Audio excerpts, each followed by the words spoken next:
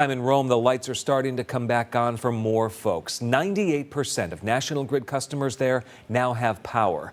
The utility says everyone should be back online by about 11:30 tonight. Those who are still in the dark in the hardest hit areas by the tornado. And tonight, city officials are trying to determine which houses are no longer safe for people to live in. CBS 5's Connor White is with the Live Eye in Rome right now. Michael, code enforcement officials are still trying to go door to door because the devastation is so widespread, but some places don't necessarily need that official notice. This place, for example, while no one has lived here for years, it clearly isn't safe.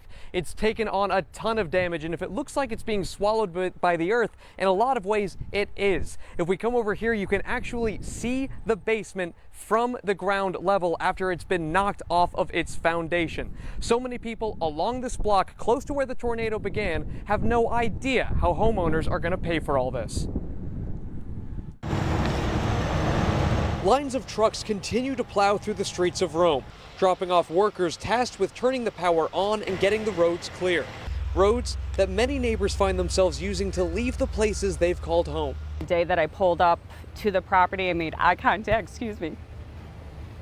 with my husband and just looked at what we have in front of us, and it's very, very emotional. Lisa Whitman owns this property on Matthew Street. The tornado decimating a forest just behind them, knocking a tree down into the home and launching the roof off of the structure. It used to be a slanted roof. Now, everybody keeps asking, was it a flat roof? I said no. Whitman says they immediately needed to find a way to get their tenants out, knowing this place was no longer safe. Another family in Rome forced to compile their lives on the curb. As a mother, because I know our tenants are our parents, it's overwhelming. Others throughout the city have needed to evacuate the shells of the houses they used to call home.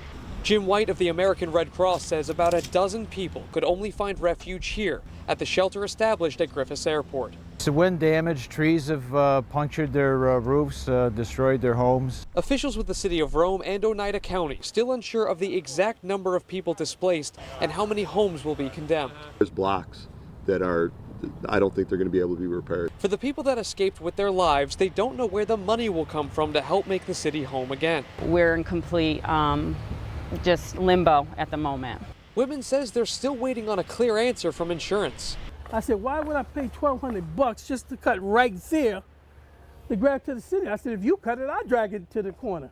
People like Bobby Gates also running into problems. He can still sleep at his house, but believes tree services are starting to price gouge. It's a situation everybody want to make money. Local and state officials say that every resource will be used to try to rebuild blocks like this, but so far, no word on what we'll be getting from the federal government, if anything. With FEMA confirming that they aren't on the ground here just yet, they haven't gotten an official request from state officials as of Friday. With some people on this block, Michael, telling me they don't have insurance and they don't know what they're going to do. And I was hearing the conversations that we were having with you out in the field and the governor's office today, Connor. There's this threshold, and it's many, many millions, nearly $40 million that needs to be reached in order to even trigger anything with FEMA, right?